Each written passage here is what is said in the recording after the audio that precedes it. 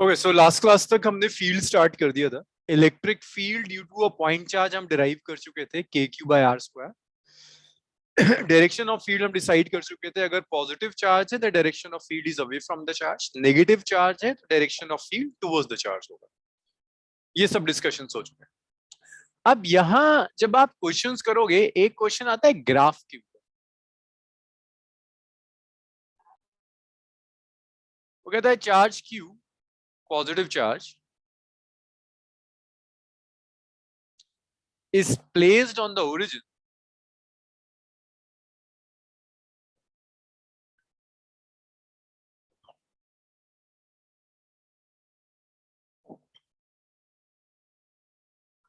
plot electric field versus position graph. Position को ना मैं x से रिप्रेजेंट कर, versus position graph for region. देखिए दो रीजन है. First region x is greater than 0, second region है x इज लेस देन 0. मुझे पहले कोई एक्सप्रेशन बता दो फील्ड का. पॉइंट चार्ज के लिए फील्ड का एक्सप्रेशन क्या होता है? उन्हीं, अगर एक पॉइंट चार्ज रखा है ओरिजिन पर तो उसके लिए फील्ड का एक्सप्रेशन क्या होगा? Sir K Q Q upon R square. K Q दो कहां से आ जाएगा? सर सिर्फ K Q upon R square और आर का. Okay, K Q upon R square है ना. और यहां अगर मैं x दे रहा हूं तो फील्ड का एक्सप्रेशन होगा it's K Q by X square. means your electric field E is inversely proportional to x square. जैसे जैसे आप x इंक्रीज करेंगे फील्ड आपकी ग्रेजुअली डिक्रीज होती चली जाएगी. x इंक्रीज करोगे फील्ड कम हो जाएगी. तो अगर मैं आपसे कहता हूं E versus x graph plot की, field versus position graph plot की,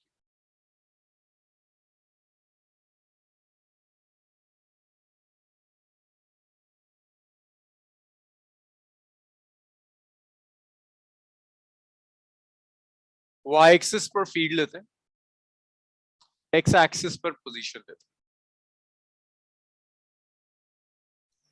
अब देखो जो कोऑर्डिनेट्स होते हैं ना, इन कोऑर्डिनेट्स में क्या होगा? फर्स्ट कोऑर्डिनेट में x कोऑर्डिनेट भी पॉजिटिव, y भी पॉजिटिव, तो आप कह सकते हो positive positive.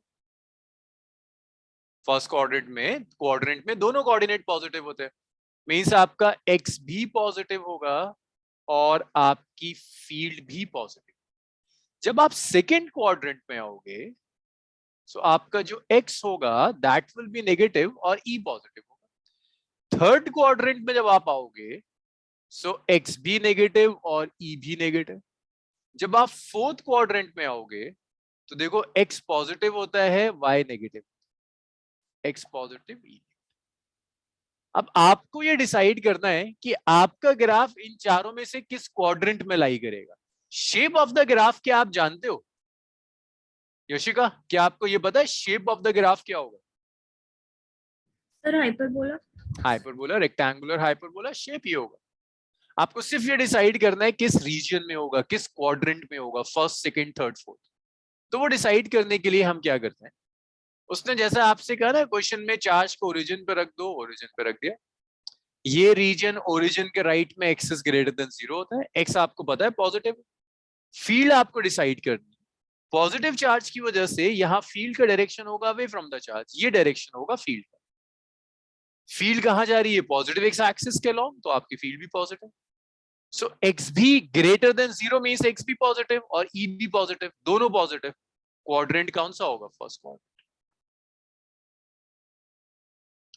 x is less than 0,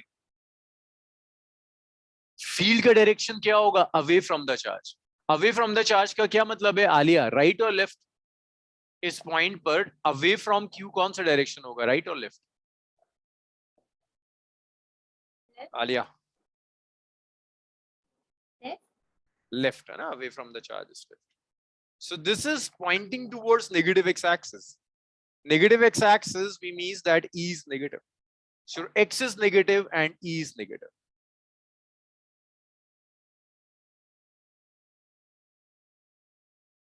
ये ग्राफ आ जाएगा। तो ये आपका ग्राफ होगा फर्स्ट क्वाड्रेंट और थर्ड क्वाड्रेंट में जाकर बनेगा। इसी में अगर वो कहता ओरिजिन पर नेगेटिव चार्ज है, मतलब you can try this as an homework, instead of plus Q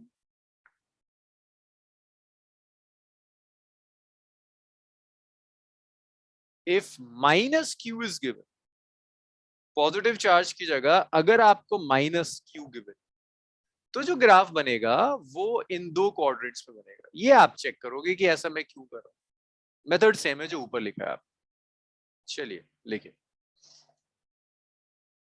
लिखना शुरू कीजिए, फिर सुपरपोजिशन प्रिंसिपल पढ़ेंगे फील्ड में भी।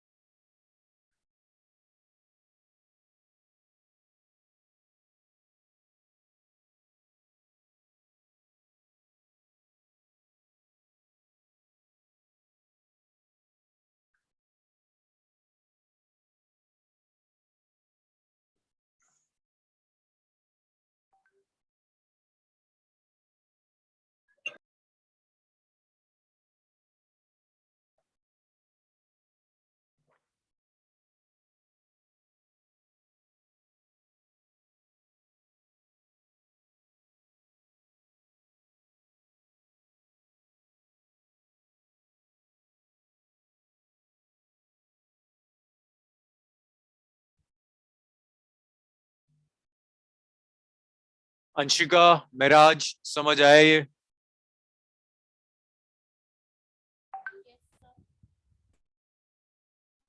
Yes sir. महराज, ये क्लास के लास्ट 20 मिनट्स में हमेशा तुम्हारे इंटरनेट कनेक्शन को क्या हो जाता है?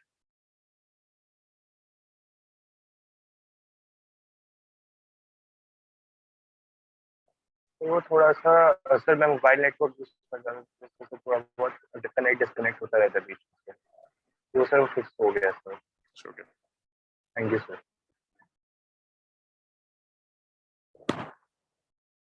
लिख लिया आपने? स्क्रॉल कर दूं इसको? Yes sir.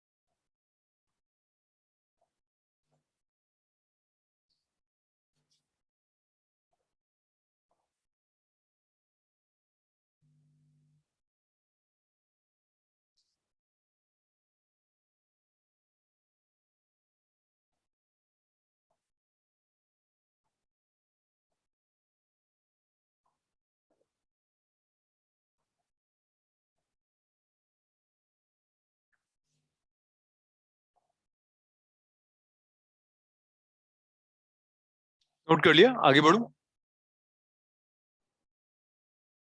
चलो नेक्स्ट स्टेप। अभी तक आपने जो किया है ना, that is for a single charge. But अगर आपके पास एक से ज्यादा चार्जेस हैं, then we use superposition principal.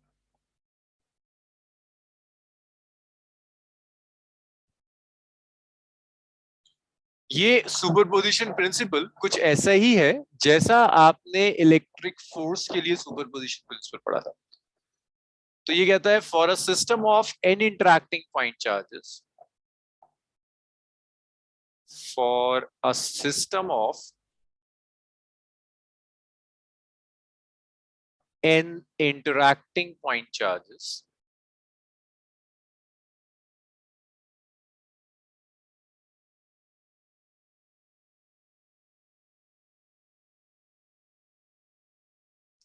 net electric field at a point net electric field at a point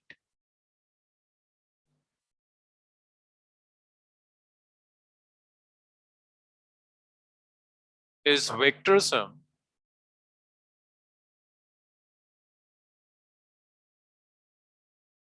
of electric field due to individual charges. Vector sum of electric field due to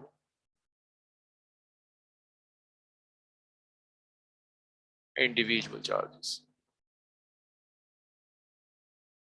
So किसी भी point पर जो field होगी वो individual charges की field को vectorially add कर कर आती है। लेट्स से मैंने आपको कई चार्जेस दे दिए, मैंने आपको एक चार्ज दिया Q1, मैंने आपको चार्ज दिया Q2, मैंने आपको चार्ज दिया Qn, और मैं आपसे कहता हूं किसी एक पॉइंट पर आप फील्ड कैलकुलेट कीजिए। तो जब आप किसी एक पॉइंट पर फील्ड कैलकुलेट करेंगे, हर चार्ज अपनी फील्ड जनरेट करेगा, हर इंडिविजुअल चार्ज की फील्ड होगी, that's E1, this is E2, NH charge की फील्ड का एक्सप्रेशन होगा En, ये सेपरेशन R1 मान लीजिए, ये सेपरेशन R2 है, ये सेपरेशन Rn हो जाएगा। सो हर इंडिविजुअल चार्ज की जब आप फील्ड लोगे, देखो फर्स्ट पॉइंट चार्ज है, फील्ड का एक्सप्रेशन होगा simply KQ1/R², R1²। Second charge की जब आप फील्ड लोगे तो एक्सप्रेशन होगा KQ2/R2²। NH चार्ज की जब आप फील्ड लेंगे En, it's KQn/Rn²। Her charge की फील्ड लो और सारी फील्ड्स को आप वेक्टोरिकली ऐड करो। ये सिंपल सा काम होता है जो आपसे सुपरपोजिशन प्रिंसिपल कहते हैं कि हर इंडिविजुअल चार्ज की फील्ड लीजिए और सारी फील्ड्स को वेक्टोरिकली ऐड करें। That is superposition principle. लिखिए इतना, फिर क्वेश्चंस करते हैं।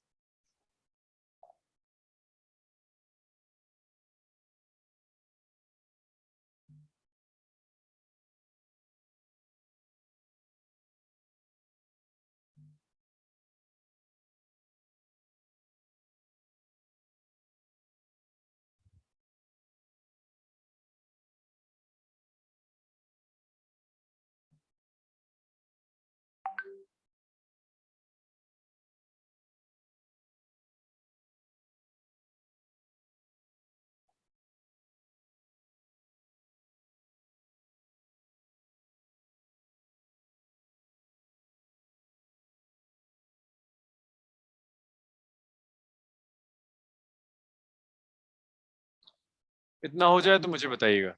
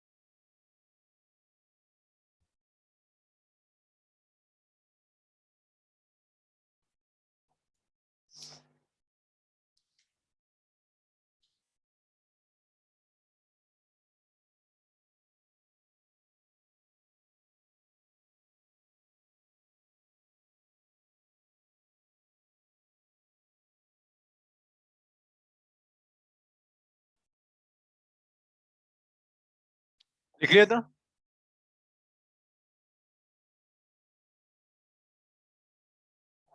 क्वेश्चंस देखिए इस पर।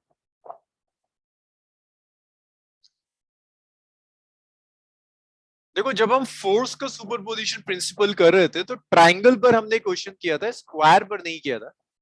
तो यहां स्क्वायर लेते हैं, स्क्वायर के हर वर्टेक्स पर चार्ज रख देते हैं। ये ई है वर्टेक्स ए पर, वर्टेक्स बी पर चार्ज है विच इज +2e, वर्टेक्स सी पर चार्ज है -e, वर्टेक्स डी पर चार्ज है -2e,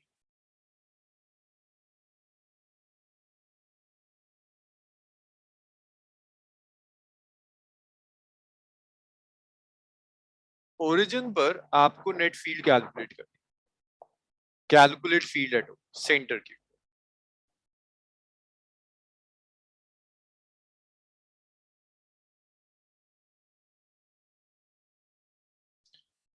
स्क्वायर की हर जो साइड है दैट इज ए,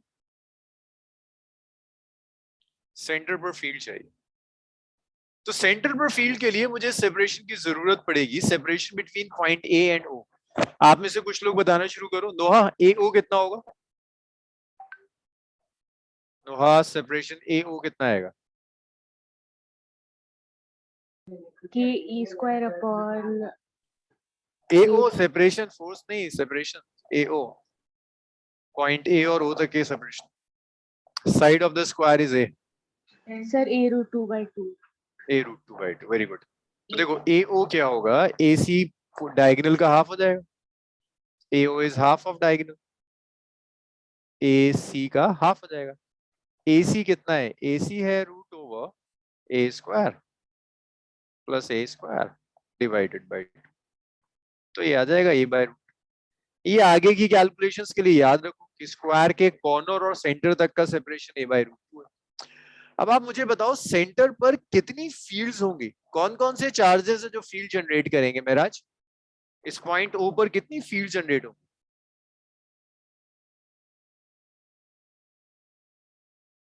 फिर क्या ये अंशिका, सेंटर पर कितनी फील्ड्स होंगी?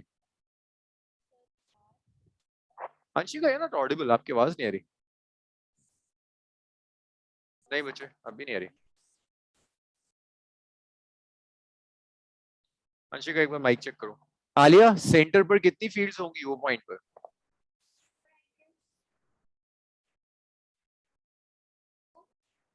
A B C 4।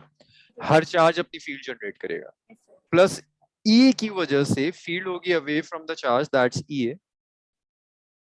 सी वाले चार्ज की वजह से फील्ड होगी towards the charge which is E C. B वाले चार्ज की वजह से फील्ड होगी away from the charge which is E B. और डी वाले चार्ज की वजह से फील्ड होगी towards the charge which is ई। तो ये फील्ड्स है सेंटर। अब अगर आप फील्ड्स के मैग्नीट्यूड कैलकुलेट करोगे हर इंडिविजुअल फील्ड का, तो देखो ई ए का जो मैग्नीट्यूड होगा इट्स के। ए पर देखिए चार्ज कितना है ई, ए और ओ के बीच का separation is a/√2, so this will be K E over a/√2 whole square. So that would be ke by a²/2. So you can write this as 2ke over a². That is field due to charge at A. A और C पर अगर आप देखोगे charges का magnitude same, तो field का magnitude same होगा, बस डायरेक्शन ही तो अलग होगा। So I can say that EA and EC will have same magnitudes. EA और EC दोनों का मैग्नीट्यूड सेम आएगा। ऐसे ही EB और ED देखिए, जब आप EB का मैग्नीट्यूड लोगे इट्स K, B पर चार्ज कितना है 2E, B और O के बीच में सेपरेशन है a/√2 होल स्क्वायर। 1 a²/2 हो जाएगा, 2 ऊपर चला जाएगा, so that's 4ke over a²। अब आप देखो बी और डी दोनों पे चार्ज बराबर है, सिर्फ साइन ही तो अलग है। डिफरेंट साइन की वजह से डायरेक्शन अलग हो जाएगा बट मैग्नीट्यूड सेम रहेगा, व्हिच इज इक्वल टू। तो जब आप नेट फील्ड कैलकुलेट करोगे, नेट फील्ड एट ओ, सो ओ पर जो नेट फील्ड होगी वो इंडिविजुअल चार्जेस की फील्ड्स को ऐड करने के बाद आएगी। ई A, E B, E C, E D, चारों इंडिविजुअल चार्जेस की फील्ड्स को ऐड करने के बाद सेंटर पर नेट फील्ड आ जाएगी। अब चारों फील्ड ऐड करने के लिए हम या तो रेजोल्यूशन यूज कीजिए, या अगर आप इस प्रॉब्लम को ढंग से आइडेंटिफाई करोगे तो देखो E A and E C are acting in same direction, you can directly add them. EB and ED are acting in same directions, you can directly add them. तो आप कर क्या सकते हो, EA और EC को कंबाइन कर कर एक फील्ड बना दो EAC, EB और ED को कंबाइन कर कर एक फील्ड बना दो EBD, and then finally add EBD and EAC। तो देखो EAC क्या होगा, ये जो फोर्सेस है ना EA और EC जो फील्ड्स हैं, इन्हें कंबाइन कर कर आप एक फील्ड बना दो EAC। A और C are acting in same direction, so can add them up directly. EA और EC दोनों का मैग्नीट्यूड बराबर है, so it will be 2KE by A square plus 2KE by A square, so it's 4KE by A square. EAC की तरह आप EBD भी calculate कर सकते हैं। EBD क्या होगा, B और D का सम,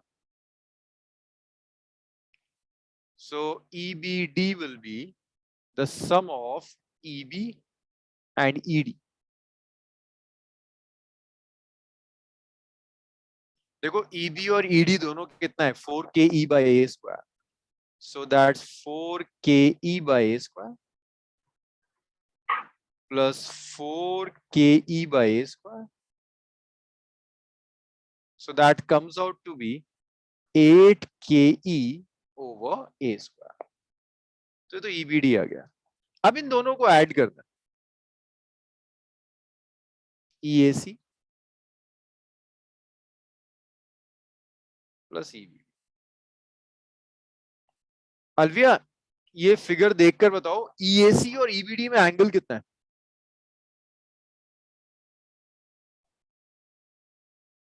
Alvia, angle between EAC and EBD। Sir screen blank आ रही है। स्क्रीन ब्लैंक आ रही है तुम्हारे इंटरनेट, और भी किसी को ब्लैंक दिख रही है? मुनीब, नुआ, यशिका, नो सर। अलविया तुम्हारे इंटरनेट कनेक्शन का इशू आ रहा है। अंशिका, एंगल क्या होगा EBD और EAC में? सर एक सेकंड।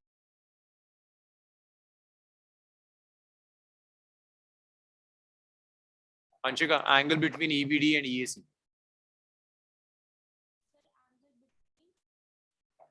अंशिका तुम्हारा तो आज माइक ही काम नहीं कर रहा, चैट रूम में बता दो। यशिका, एंगल क्या होगा EBD और 90 EAC? degrees. 90 डिग्री, वेक्टर्स है, स्क्वायर बन रहा है।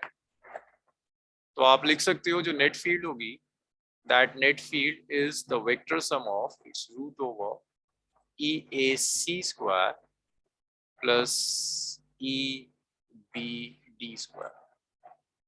So you can write this as the net field hogi, that's root over EAC, which is 4KE by A square, 4KE by A square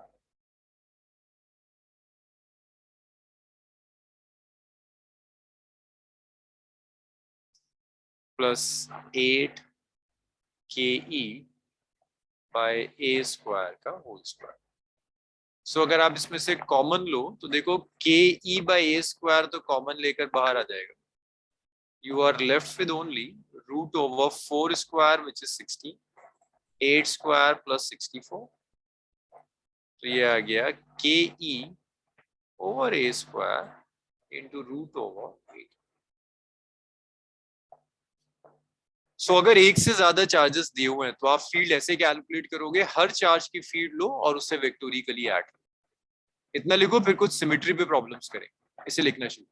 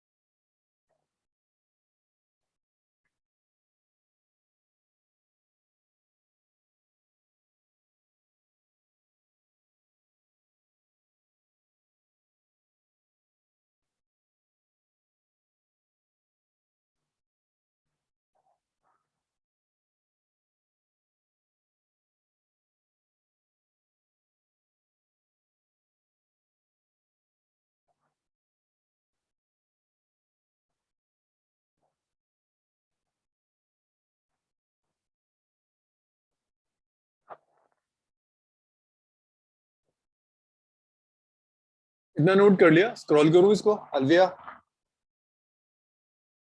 Yes, sir.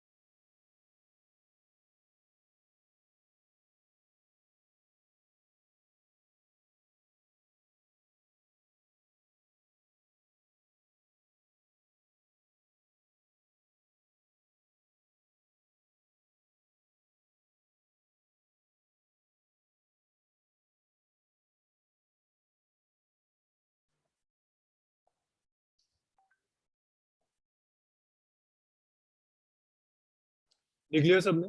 उनीब हो गया? राज sir एक second.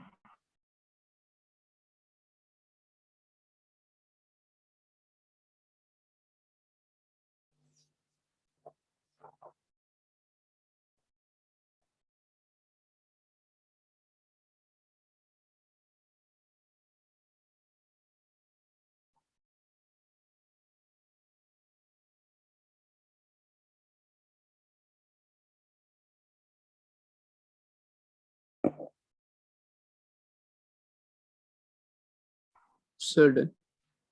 Okay, next देखिए. इसके बाद next है आपका next कुछ questions आते हैं ओवर द सिमेट्री. ये कुछ इंपॉर्टेंट टाइप के क्वेश्चंस होते हैं ऑन द सिमेट्री. देखिए, सिमेट्रिकल सिस्टम उस सिस्टम को कहते हैं जिस सिस्टम में सारे चार्जेस इक्वली हो और किसी सिमेट्रिकल स्पेस में रखे हो. जैसे अगर सिमेट्रिकल सिस्टम का, अच्छा सिमेट्री से पहले एक इंपॉर्टेंट टॉपिक और, that is neutral point.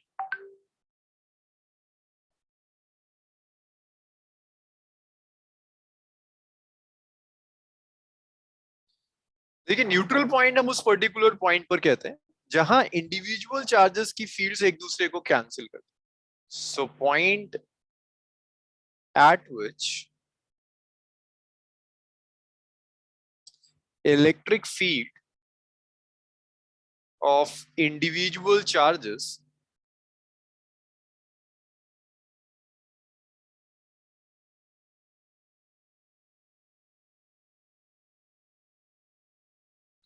cancel each other. तो वो पॉइंट जहां इंडिविजुअल चार्जेस की फील्ड एक दूसरे को कैंसिल कर देती है, उस पॉइंट को आप न्यूट्रल पॉइंट कहते हैं. न्यूट्रल पॉइंट के कई एग्जांपल्स हैं. अगर मैं आपसे कहूं एक चार्ज Q1 है, एक चार्ज Q2 यहाँ है, तो इनके बीच में कहीं कोई एक पॉइंट जरूर होगा जहां E1 और E2 की फील्ड एक दूसरे को कैंसिल कर. उस पॉइंट को ढूंढने का एक आसान तरीका है, अगर चार्जेस में सिर्फ सिस्टम में सिर्फ 2 चार्जेस है तो न्यूट्रल पॉइंट हमेशा छोटे चार्ज के पास लाई करता है. Neutral point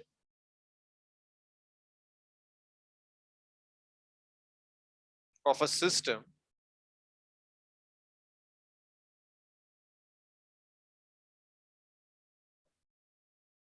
having 2 point charges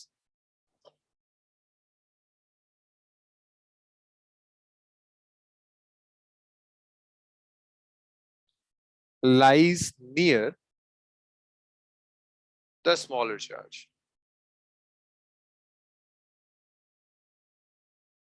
तो 2 पॉइंट चार्जेस का जो सिस्टम होगा उसका जो न्यूट्रल पॉइंट है ये छोटे चार्ज के पास लाई करेगा, उस चार्ज के पास लाई करेगा जिसका मैग्नीट्यूड कम होता है. फॉर एग्जाम्पल, अगर मैं आपको एक चार्ज दे रहा हूं प्लस E और मैं आपसे कहता हूं एक चार्ज है +4E, तो इनका न्यूट्रल पॉइंट +E के पास लाई करेगा. यहां दोनों की फील्ड्स एक दूसरे को कैंसिल कर देंगे. सो एक तो ये छोटा सा लॉजिक है जो आपको याद होना चाहिए कि छोटे चार्ज के पास लाई करता है. दूसरा एक और लॉजिक है जो होता है सिमेट्रिकल सिस्टम का.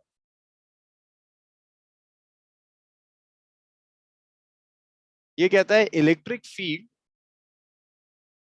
Eight the centre of symmetrical system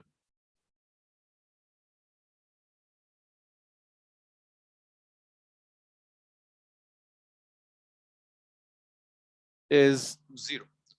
अगर एक सिमेट्रिकल सिस्टम है उसके सेंटर पर अगर आप फील्ड कैलकुलेट करना चाहते हैं तो सेंटर पे जो फील्ड आएगी वो फील्ड 0 होगी. अब इसके कई एग्जांपल्स हैं. जैसे अगर मैं आपसे कहता हूं 2 पॉइंट चार्जेस का सिस्टम, तो देखिए आपने एक चार्ज लिया Q, दूसरा चार्ज किया L. Let's say they are placed at a separation A. तो जो सेंटर होगा ना इस पूरे सिस्टम का, इससे भी A/2 सेपरेशन, इससे भी A/2 सेपरेशन. O पॉइंट यहां फील्ड 0 होगी. This is the neutral point. Centre पर फील्ड 0. अगर मैं 3 पॉइंट चार्जेस का सिस्टम ले लूं, आलिया अगर 3 पॉइंट चार्जेस ले रहा हूं तो सिस्टम क्या होगा, शेप क्या बनेगा?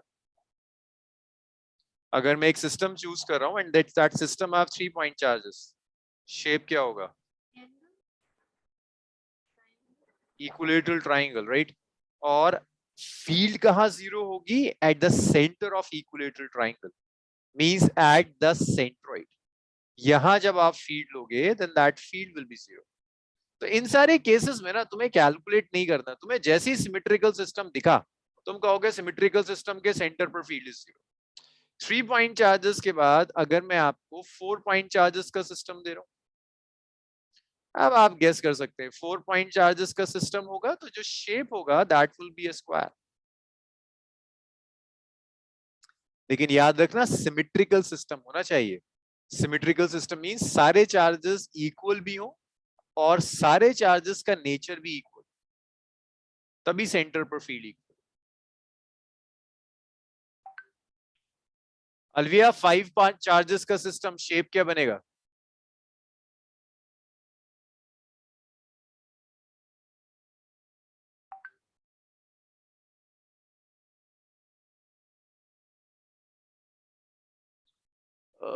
पेंटागन मुझे हाथ से बनाना पड़ेगा। अगर आपने 5 पॉइंट चार्जेस ले लिए तो जो शेप होगा that shape will be a pentagon.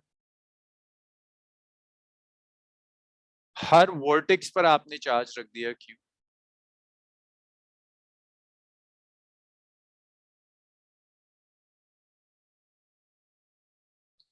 जब आप सेंटर ऑफ पेंटागन पर फील्ड लोगे then that field will be zero. 5 point charges के बाद 6 पॉइंट चार्जेस हेक्सागन बनेगा, 7 चार्जेस हेप्टागन बनेगा, इनफाइनाइट पॉइंट चार्जेस। अंशिका क्या शेप होगा if I take infinite point charges?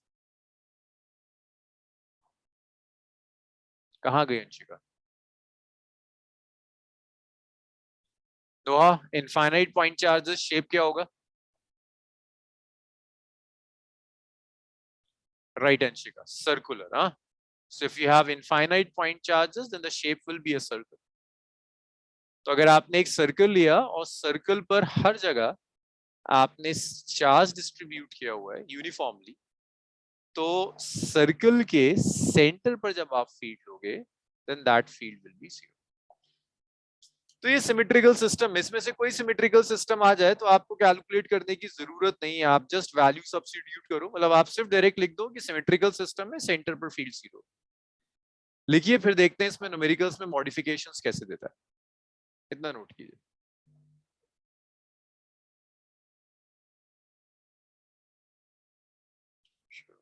Sir वो न्यूट्रल पॉइंट का थोड़ा छूट गया था ऊपर। ओके,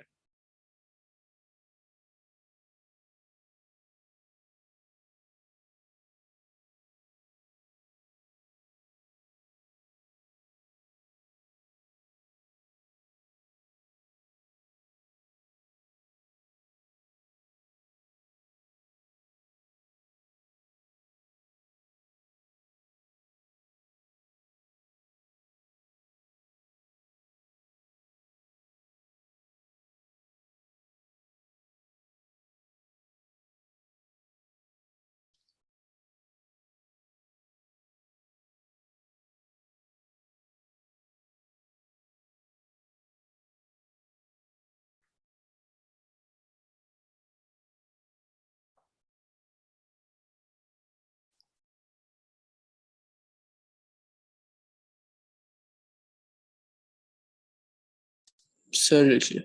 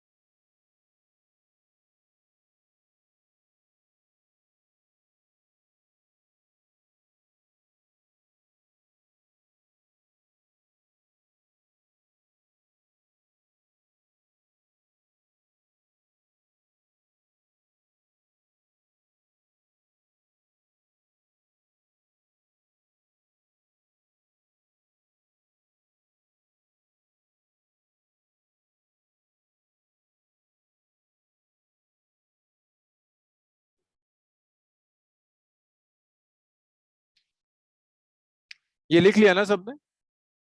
आगे बढ़े। पूरी हो गया इतना? Yes sir. नेक्स्ट देखिए। So, देखो इस पर पहला जो क्वेश्चन आता है ये आप मुझे करके दिखाएंगे। हाँ, ये क्वेश्चन आप करेंगे।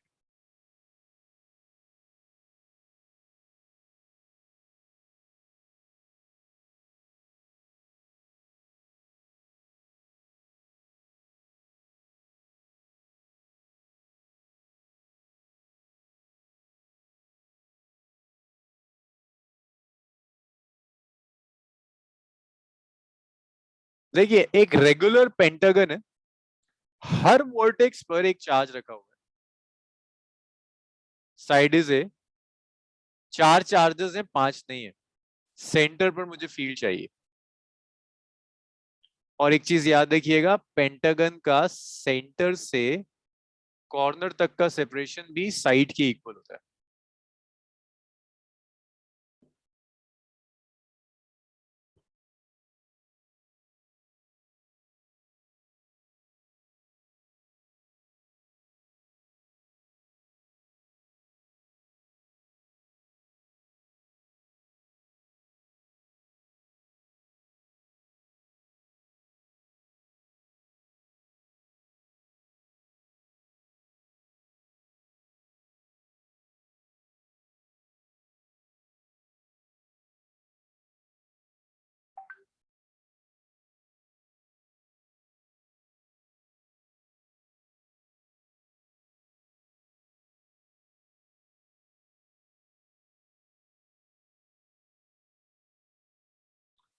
अच्छा एक बात बताओ, किसी को लगता है कि सेंटर पर फील्ड 0 होगी? यशिका, सेंटर पर फील्ड 0 आएगी? यस और नो? नो सर, क्योंकि एक पॉइंट का चार्ज नहीं है। हाँ, सेंटर पर फील्ड 0 नहीं हो सकती। मुझे कैलकुलेट करके बताओ सेंटर पर फील्ड की वैल्यू कितनी होगी। 8:12 हो रहे हैं, 4 मिनट है आपके पास, करिए, उसके बाद फिर मैं सॉल्व करूंगा, नहीं होता तो।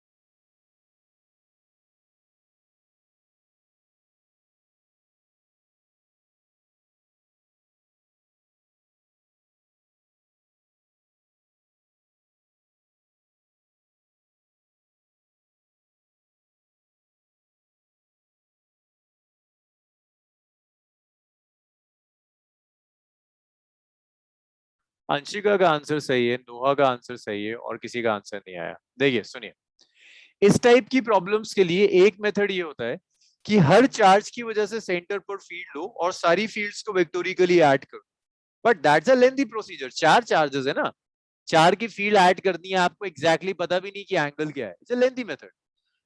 आसान मेथड ये है, आप पहले इन पॉइंट्स को कुछ नाम दे दो। This is point A, this is point B, this is C, this is D, this is ई।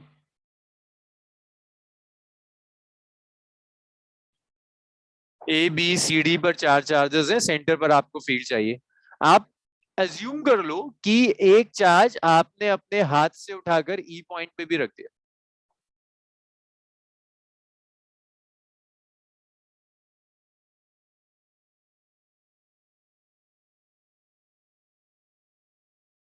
ई पर आपने एज्यूम कर लिया। आलिया अब बताओ, सेंटर पे पांचों की वजह से फील्ड कितनी होगी?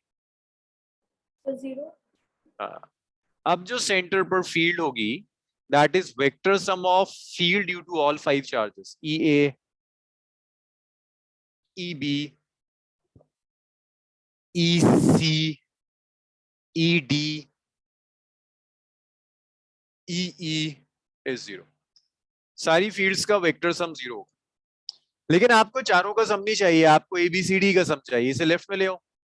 तो आप ऐसे लिख सकते हो, field due to charge at A plus field due to charge at B plus field due to charge at C plus field due to charge at D is minus of field due to charge at E not.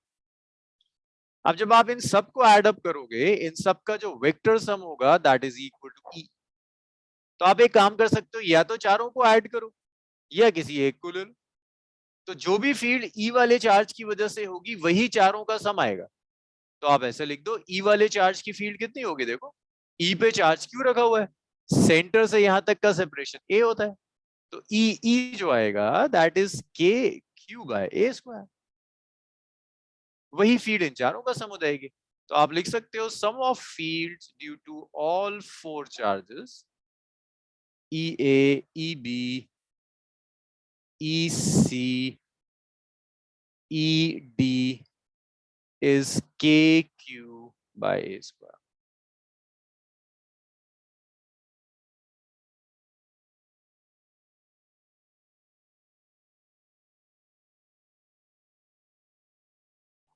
तो ऐसे आप add करोगे, चारों charges की field का जो सम होगा that's kq by a square. सो अक्सर क्वेश्चंस में सिमेट्री पर ऐसी क्वेश्चंस आते हैं, कहीं से एक चार्ज हटा देगा, तो जो चार्ज हटा दिया उसने, चार है तो आप अपनी मर्जी से एक चार्ज रख दो, सबका सम 0 होगा। तो फिर वहां से आप डिसाइड कर सकते हैं कि बचे हुए का सम कितना है। लिख लीजिए।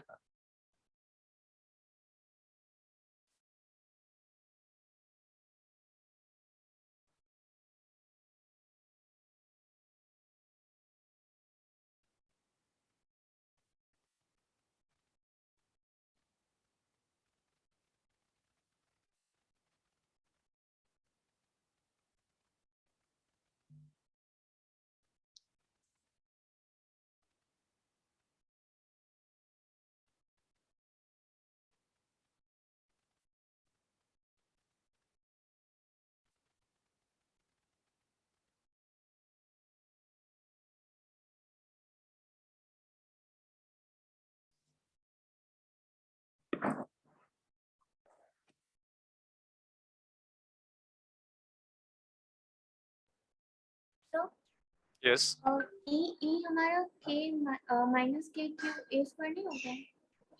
ये मोड हम सिर्फ मैग्नीट्यूड्स कंपेयर कर रहे हैं, तो नेगेटिव साइन सिर्फ ये बता रहा है डायरेक्शन रिवर्स हो जाएगा, मैग्नीट्यूड में नेगेटिव साइन नहीं आएगा, मैग्नीट्यूड पॉजिटिव।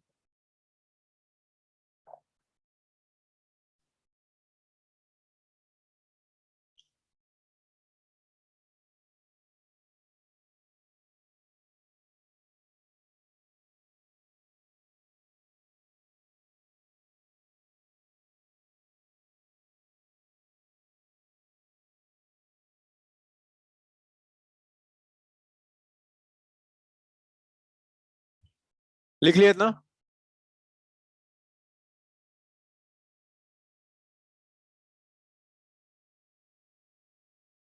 नेक्स्ट देखिए, इसके बाद मतलब अभी तक तो हमने सिर्फ पॉइंट चार्जेस का सिस्टम किया है, अब इलेक्ट्रिक डाइपोल आना शुरू होगा। सो इलेक्ट्रिक डाइपोल के लिए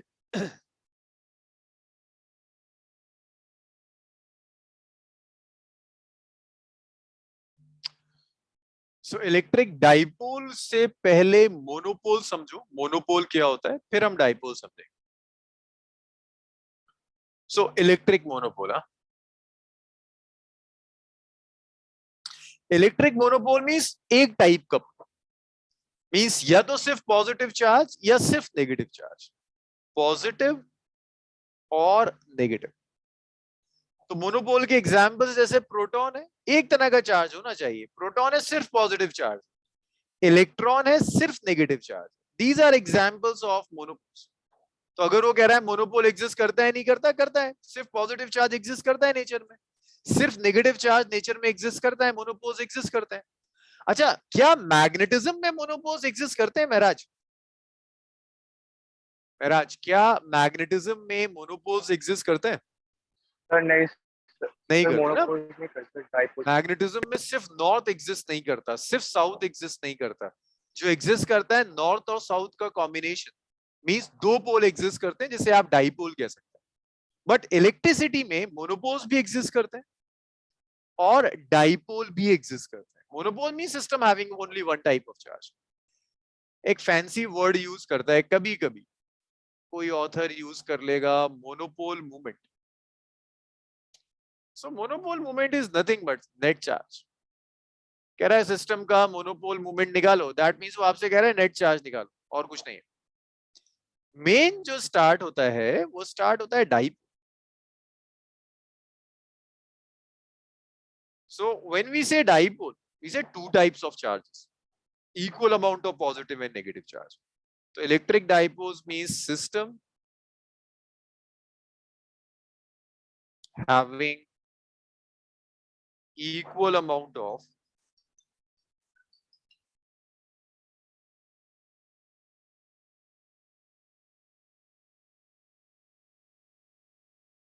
positive and negative charge. So electric dipole means एक सिस्टम है जिसमें जितना पॉजिटिव चार्ज है एग्जैक्टली उतना ही नेगेटिव चार्ज है एट अ स्मॉल सेपरेशन। और पॉजिटिव और नेगेटिव चार्ज में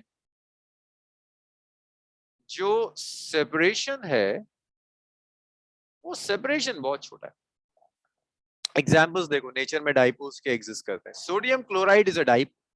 सोडियम पर कुछ अमाउंट ऑफ पॉजिटिव चार्ज होता है, क्लोराइड पर कुछ अमाउंट ऑफ नेगेटिव चार्ज होता है, and they have a very small separation of angstrom.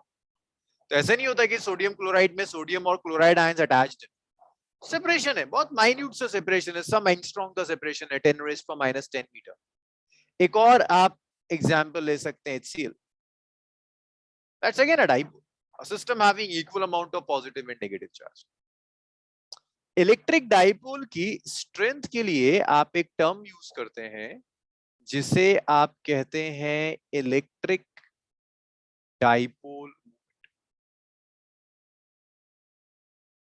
So electric dipole moment means strength of dipole. Electric dipole moment defines the strength of dipole. So if you have a negative charge minus Q and you have a positive charge plus Q, तो dipole को हम ऐसे define करते हैं, this is dipole, एक negative एक positive charge और उनके बीच में एक स्मॉल सेपरेशन। सेपरेशन को आप ए भी लिख सकते हो, एल भी लिख सकते हो, डी भी लिख सकते हो, बट यूजुअली ऑथर्स 2a लिखते हैं, तो मैं ले रहा हूं। इस 2a को हम कहेंगे this is length of dipole. तो देखो, डाइपोल एक सिस्टम है, जैसे चार्ज एक लेट्स से मोबाइल फोन एक सिस्टम है। मैं आपसे कहता हूं मेजर करो मोबाइल फोन, तो आप मुझसे कहोगे क्या मेजर करूं, लेंथ मेजर करूं, मास मेजर करूं, वॉल्यूम मेजर करूं। ऐसे electric dipole is a system. जब आप उसकी स्ट्रेंथ मेजर करेंगे then use a quantity which is electric dipole movement. Electric dipole movement को देखो कैसे डिफाइन करते हैं, पी से डिफाइन करते हैं dipole movement. This is the product of any of the charge, कोई भी एक चार्ज ले लो, multiplied by the length of dipole. कोई एक चार्ज ले लो, Q ले लिया, लेंथ ऑफ डाइपोल से मल्टीप्लाई कर दो which is 2 है. So this is your dipole moment charge multiplied by the separation. Dipole moment का डायरेक्शन अगर आप देखोगे, इट्स अ वेक्टर क्वांटिटी, इसका डायरेक्शन होता है नेगेटिव से positive charge. So direction is from negative to positive charge. So dipole moment negative से लेकर पॉजिटिव चार्ज तक जाएगा. इसकी जो एसआई यूनिट होगी, SI unit is charge into separation, it's coulomb into metre. That's the SI unit of dipole moment, coulomb. So that is electric dipole, a system which have an equal amount of positive and negative charge. Strength आप define करोगे तो एक quantity use करोगे which is dipole moment. Dipole moment is simply the product of any of the charge and the length of the dipole. चलिए लिखिए. और तो कुछ नहीं था ना. हाँ, मोनोपोल से लिखिए.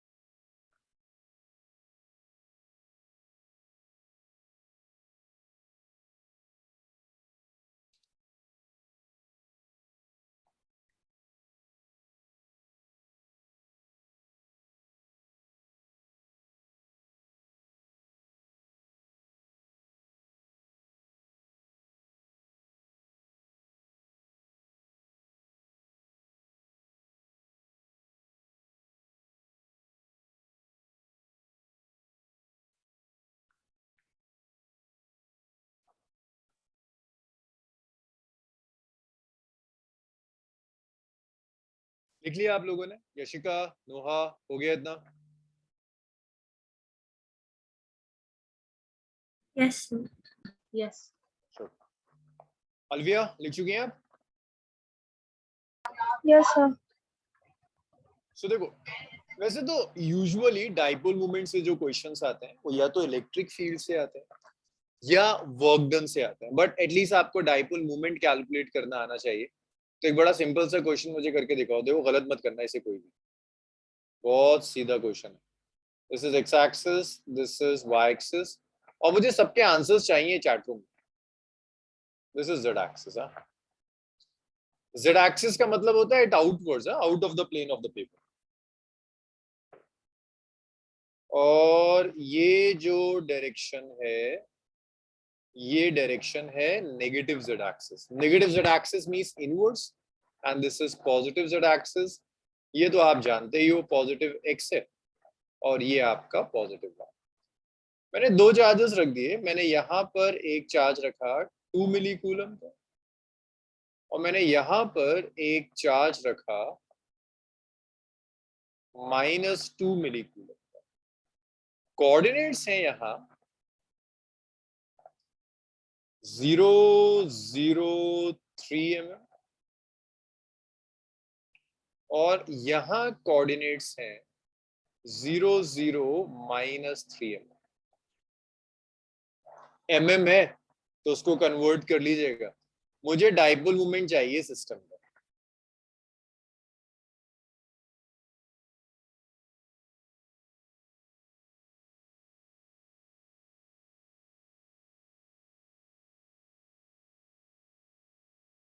सिस्टम का डाइपोल मोमेंट चाहिए विद डायरेक्शन। डायरेक्शन भी आई कैप, जे कैप, के कैप, जो भी प्रॉपर यूनिट वेक्टर है उसके टर्म्स में मुझे डायरेक्शन भी कैलकुलेट करके दिखाइए। चलिए करिए calculate and right your answer in chat जल्दी। 2-3 मिनट का क्वेश्चन है, बहुत ज्यादा टाइम नहीं लेता है, छोटा सा क्वेश्चन।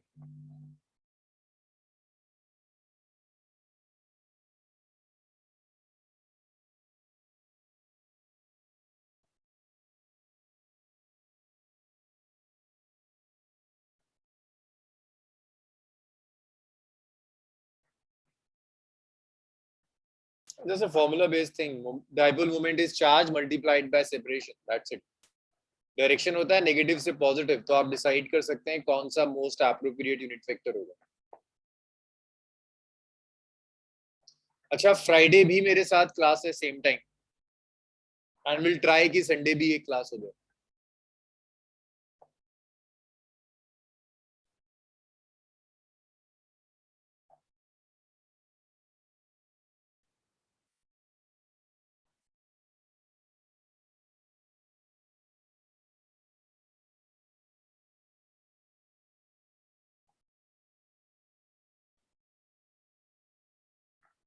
कोई आंसर नहीं है इतनी देर में।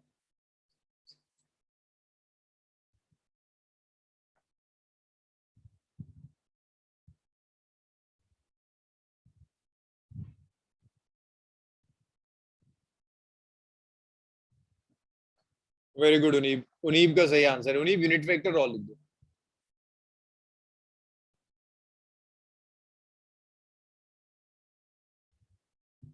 यशिका, नोहा, आलिया, आंसर्स। मिराज है? हाँ मिराज है। मिराज जल्दी कैलकुलेट करो, इतना टाइम थोड़ा लगता है।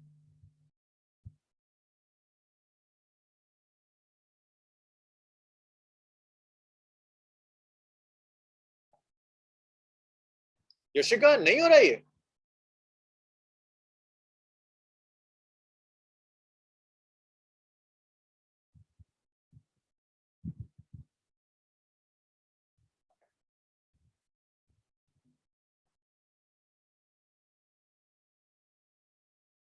यशिका यूनिट कन्वर्जन चेक करो। डायरेक्शन ठीक है, यूनिट कन्वर्जन। अरे भाई तुम लोग छोटी छोटी चीजों पर इतना टाइम क्यों लेते हो? It's charge multiplied by separation between the. हाँ यशिका ठीक है। चार्ज देखो कितना है, 2 मिलीकूलम -2 मिलीकूलम, 2 मिलीकूलम चार्ज है ना। और मिली आप कैसे हटाते हो? 2 into 10 raised to the power -3 coulomb. Separation 2a is the separation. इन दोनों चार्जेस के बीच में सेपरेशन देखो भाई, इसका कोऑर्डिनेट है 3 mm, तो ओरिजिन से यहां तक 3 mm.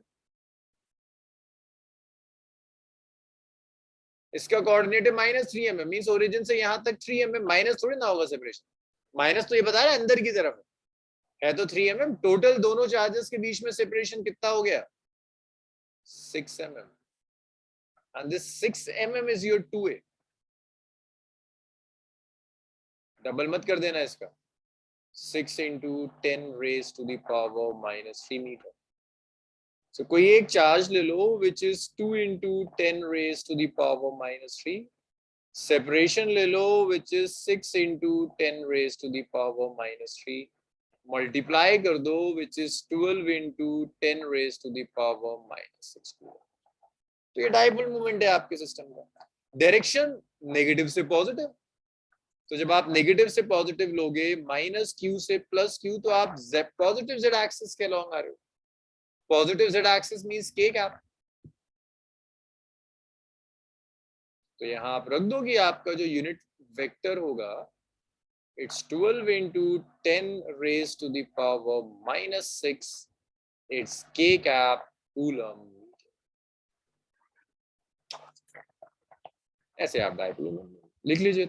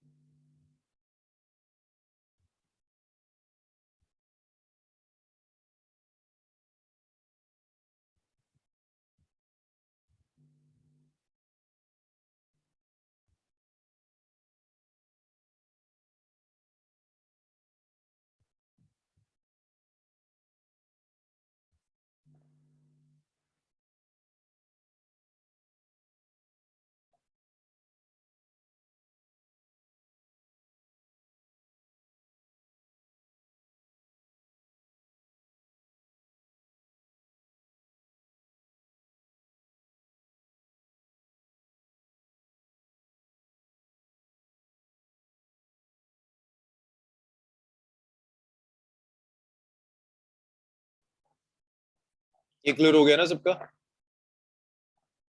नेक्स्ट देखिए, आपको डाइपोल के लिए ना इलेक्ट्रिक फील्ड कैलकुलेट करना.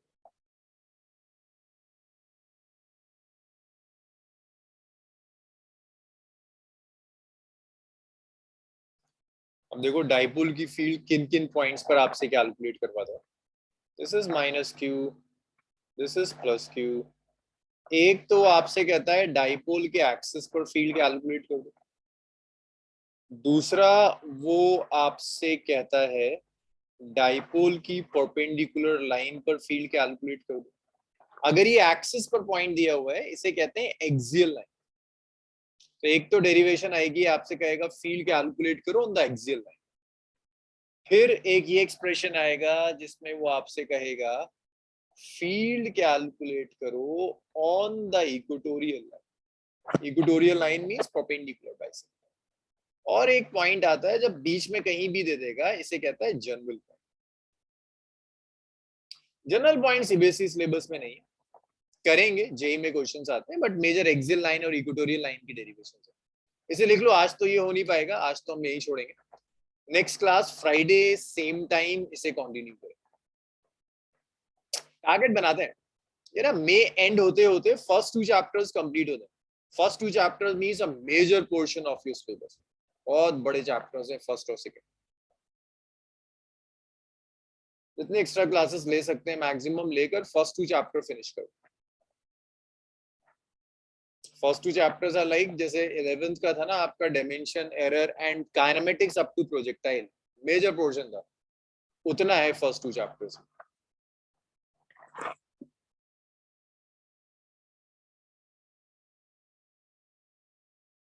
और फिर फर्स्ट 2 चैप्टर्स के बाद दिखेगा आपको थर्ड चैप्टर से चीजें इजी भी हो जाएंगी और रिपीटेशन होना शुरू हो जाएगा. जो फर्स्ट 2 में पढ़ेंगे वो बार बार रिपीट होता है.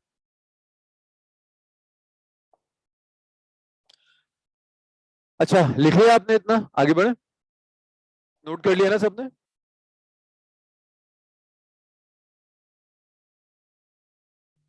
Okay, so let's stop here. Friday continue.